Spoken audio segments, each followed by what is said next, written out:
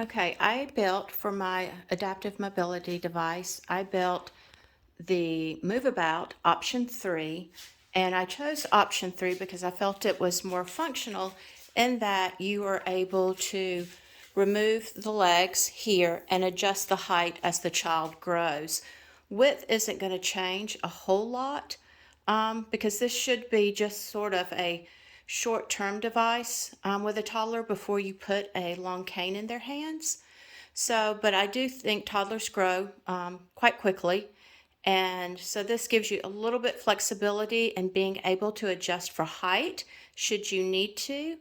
And it allows then also for you to be able to use it for another child by adjusting the legs for that child.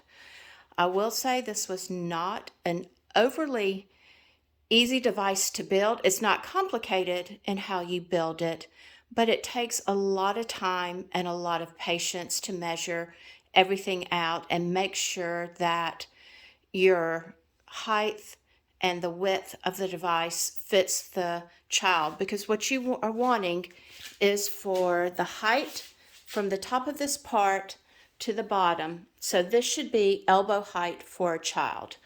So for a child that's 36 inches tall, a toddler 36 inches in height, this from the top to the bottom of the caster is 26.4 inches. And how I did that is just really quick math.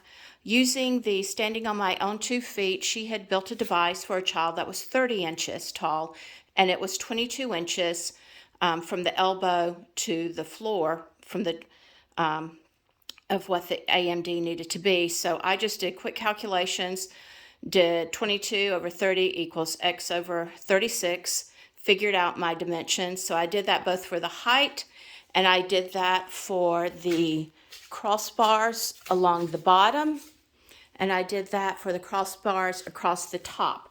So this is, like I said, 26.4 top to bottom. My bottom bar across is 19.8 inches, and my top bar going across is 17.4.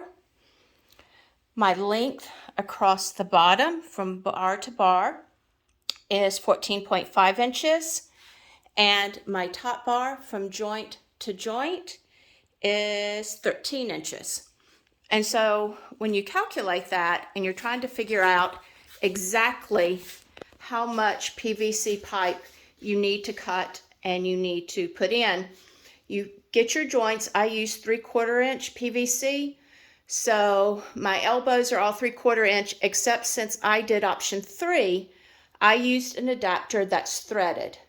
And so what these are, it's 3/4 inch on the top, 1/2 inch, because my adapter is a 1/2 inch, then with a 3/4 on the bottom. And so I have threaded joints on all 4 corners of the device. And so those add a little bit of extra length into it. So what you do, you take your length, so say this is 26.4 from top to bottom. You subtract the amount of inches for each of your joints, as well as your casters. Casters run about 2.5 inches in height.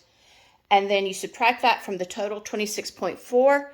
That lets you know how much visible PVC pipe you need.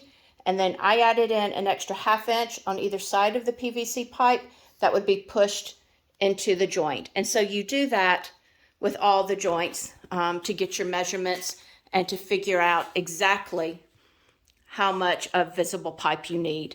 And so I have all that down here. I mean, it's not very difficult math to do. It just takes some patience to do it and work everything out. So that's how I came up with my measurements for it. Now, that part actually was the easiest part to do with the device and getting it done. The option 3 has, as you see, casters on the bottom, and that requires that you drill into the bottom elbows so that the caster sleeves can fit in. And I will say that takes some practice. What I did was take some PVC pipe, because I had to figure out which size drill bit I needed to use to put the casters in.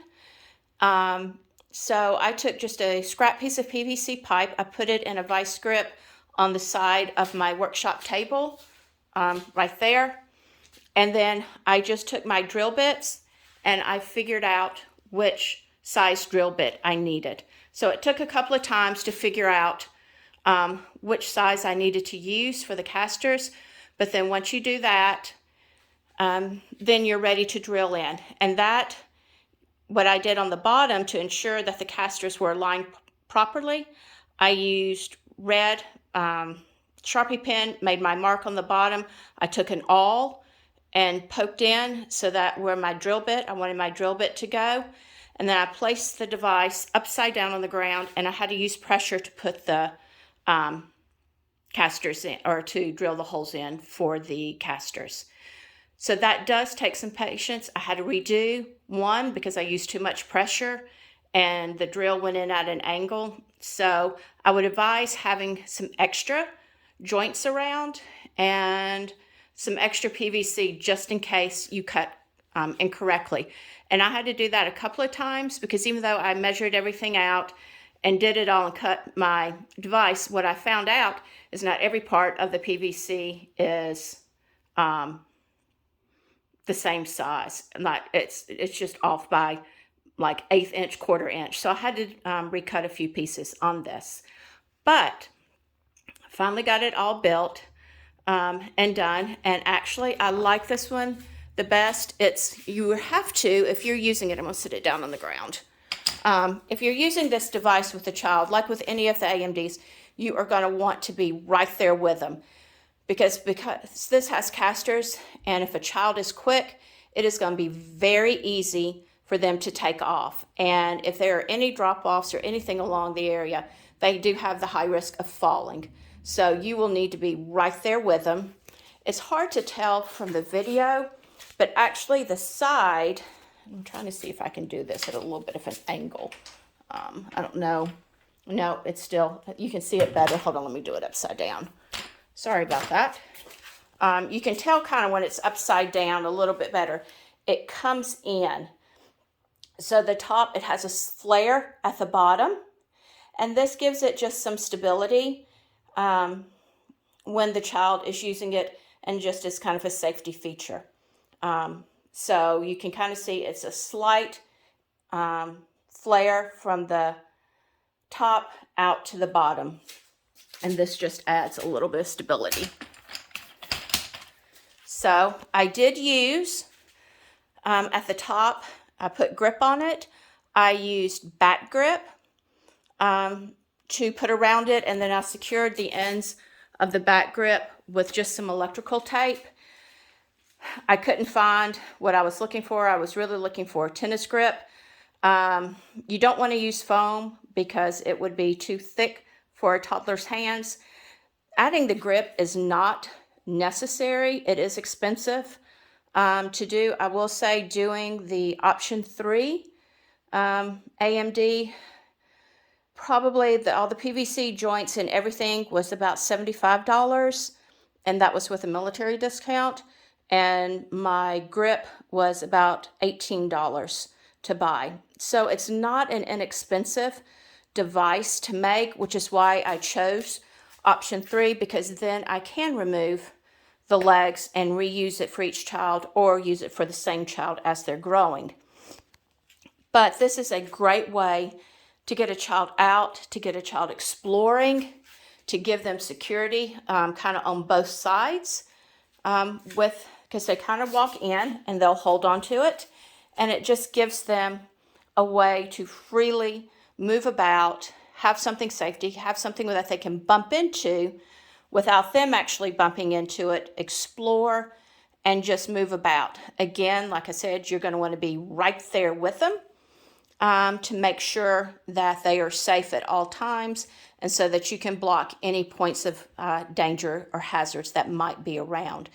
You typically would not be doing this, though, with hazards or dangerous stuff around. This would be if you have a child in a classroom, at home, out in their backyard, that you would be working with them in it. Or an older child that has some mobility issues. you could do a device like this with. So this is the option 3 MoveAbout with the removable legs. So the 4 legs can be adjusted for height by unscrewing the threaded joints and then recutting as needed. And like I said, the width of it isn't going to overly change as the child grows, because this is not a long-term device, hopefully, for a toddler before you put the long cane in. So that is my device. I did clean just ahead of time. Everything has been sterilized with alcohol and bleach before I began cutting, and then I sterilized everything again afterwards. And you're going to want to do that before you would ever give it to a child as well, or between uses if you're using it by chance as a training tool for 2 children. So that is the device, and thank you.